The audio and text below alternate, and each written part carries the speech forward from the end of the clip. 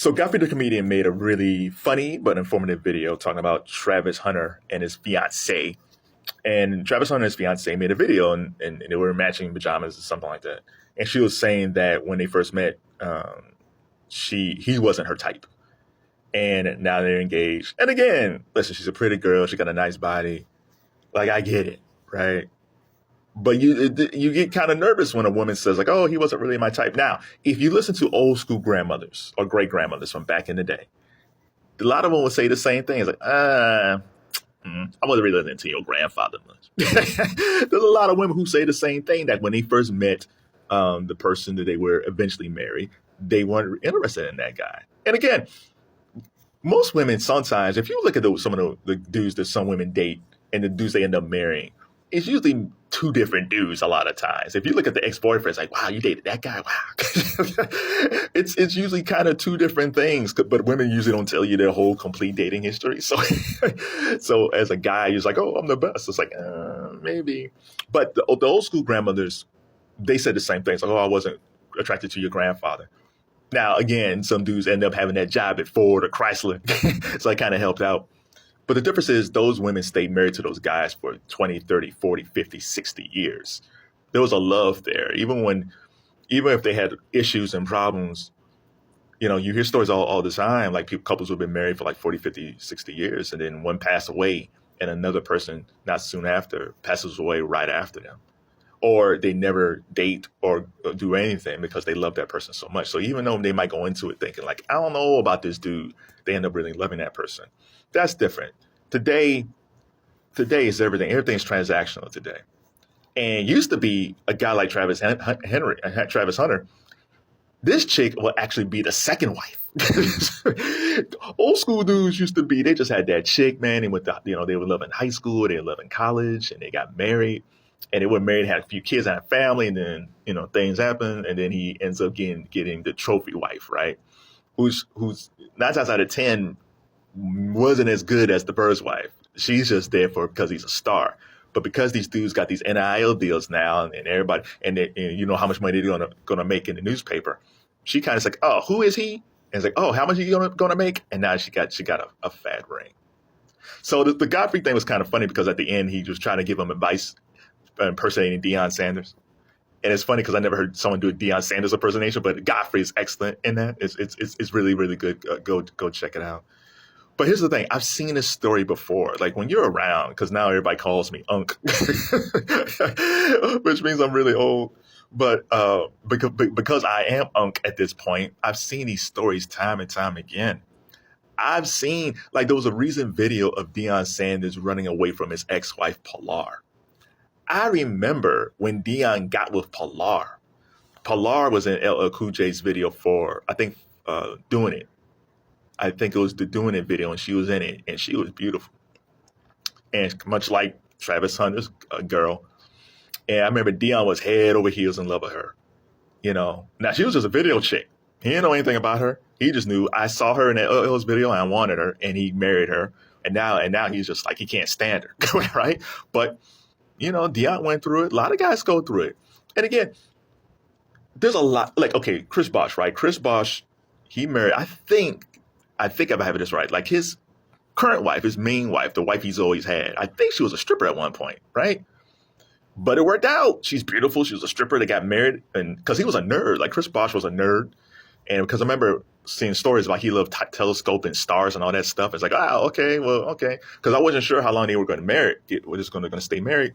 But they've been married forever. So I'm not saying it can't work if you meet someone who's really, really pretty and you know that if you didn't have money or you didn't have any status, she wouldn't date you. I'm not saying it's not going to work. But I also would give young guys advice like, be careful. But the problem is, if I'm Travis Hunter and I'm his age, and he's like, 19, 20, 21 years old, I would have done the same thing. Probably not getting engaged. That's a bit much. But I definitely would have dated her. Because you got to think what era these guys grew up in. There's always been colorism in the African-American community, right? From Oscar Micheaux on, from slavery on, there's always been colorism, right? But for the past 20 years in hip-hop, even though it's always been in music videos, the past 20 years or so, guys like Travis Hunter has been growing up seeing like the type of woman you want if you want to be successful is exotic looking. It's a Kardashian. It's she's Persian. She's a Latina. She's black and she's white, but she looks like she's from someplace else. Like these young men have been conditioned to fall in love for this vision, which is totally fine. Like, listen, I love women of all colors, light, dark. Oh, I love them all. So but these boys have been conditioned where that's the type. If success for me is not just money, is that I got to get someone that looks exotic. And if I'm Travis Hunter and I'm of this age group, I'd probably be doing the same thing.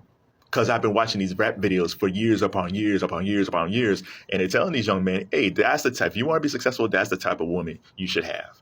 Even though some of these dudes got regular chicks. They really do. Like LL, and again, it's a long time ago. LL's still married to his wife. Now he's cheated on her a bunch of times back in the day. But he still got the same wife. Snoop got his same wife. They're both regular chicks, man.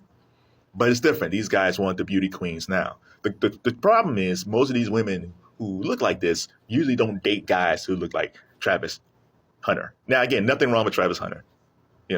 Cool dude. But he's a regular dude. And I don't know if he wasn't a star running back for Colorado who's projected to be the number one pick in the NFL draft. I don't know if she would have looked at him if he was just some regular dude working at McDonald's, going to college at Colorado. I don't know. Maybe. If he has strong game, maybe. So the sad thing is I've seen this happen before. The NFL and the NBA and all these leagues have they have these conferences and seminars where they're telling dudes, watch out, watch your money, watch out for these women that come across. And they have women come in and say, hey, this is what I did to trap men, all this stuff. Doesn't matter. When you're a young guy, man, you see and you just want to get it on. that's all, man. You see, oh man, she's hot, and you just want to get with her. Your testosterone's kicking in, man. Like you just all like raring to go. It's like you don't care. So I get it from his end. And again, when you're older, you've seen a lot of these things, but when you're younger, you might have had a girlfriend that might have broke your heart in elementary school and middle school or high school.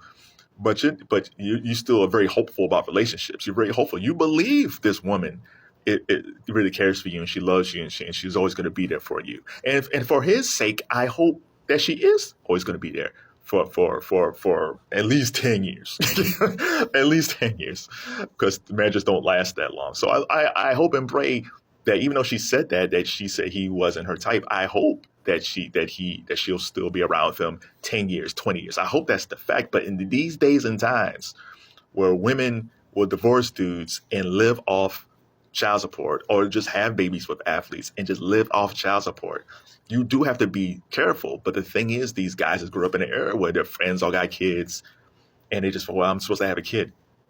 That's what I'm supposed to do. I'm supposed to get someone pregnant. Now, he's actually doing the old school thing. He's actually getting married at a young age, which you really don't see too much anymore. Which tells me that he's trying to do the right thing. Like he loves this woman and he's attracted to her. He wants to marry her. So he's actually doing the old school thing. But the question is, he might be doing the old school thing, but is she an old school chick? I don't know. I don't know her. Like, I wish I did know her so I can say like, oh no, she's really hot, but she's actually very domesticated. Like she actually does love him. It's like, we don't know.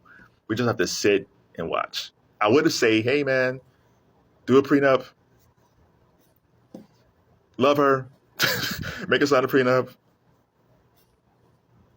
Make sure you stay healthy. Try to win the championship. I don't know, man. I feel bad because the reason I'm talking this way is like I feel sad for him because I think I know how the story's going to unfold and it's going to break his heart and he's going to lose a lot of money and probably kids. One of my favorite songs ever is like Gerald Levert's "Taking Everything." Go check it out if you haven't heard it. Listen to those lyrics, man. I hope that Travis Hunter doesn't live that life in that song, but I feel like he will. But hopefully it won't be soon. Be careful.